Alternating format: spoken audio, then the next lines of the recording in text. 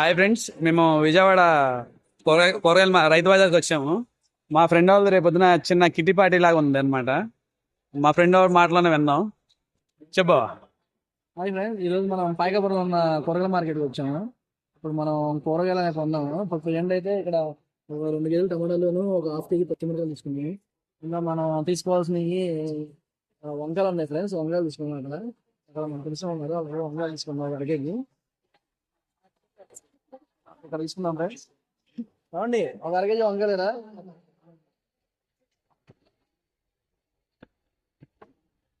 చూడండి ఫ్రెండ్స్, ఎవరైనా వస్తే ఇక్కడ తెలిసిన వాళ్ళే తెలిసిన వాళ్ళు తీసుకోండి, ఇక్కడ తీసుకోండి అందరూ.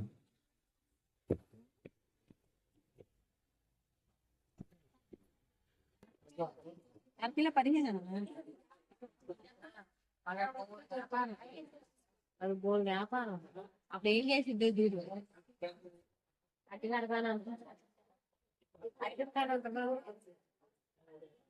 హాయ్ చెప్పు బుడ్డి. ఏముంది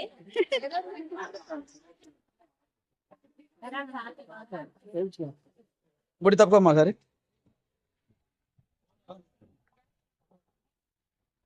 చిల్లర అంత ఇచ్చాడు ఎందుకని.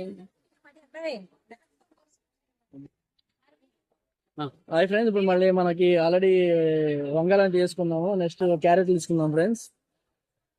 ఇక్కడ చూసిన ఫ్రెండ్స్ మార్కెట్ కూడా చాలా బాగుంటుంది. దగ్గర బా చూసిన ఫ్రెండ్స్ పోగేది క్యారెట్ ఏరా.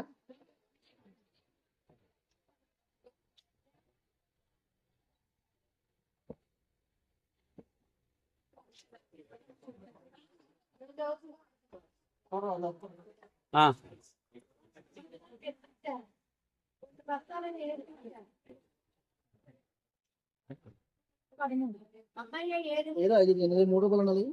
బుడ్డి 3 రూపాయలు ఉంచు.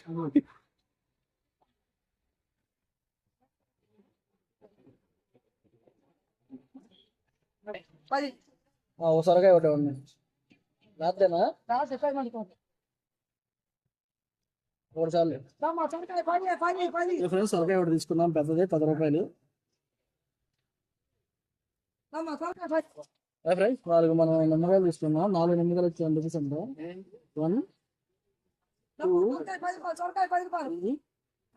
3 4 4 నిమ్మకాయలు తీసుకున్నాం. 4 నిమ్మకాయలు 10 రూపీస్. కానీ ఫ్రెండ్స్ కొత్తిమీర కట్ట 25 రూపాయలు అంట. చూడండి అంత పెద్దగా ఉంది. పుదీనా లేదమ్మా. మరి వాళ్ళు పుదీనా ఎప్పుడు కొడతారుగా. పుదీనా కట్ట కొడతారు.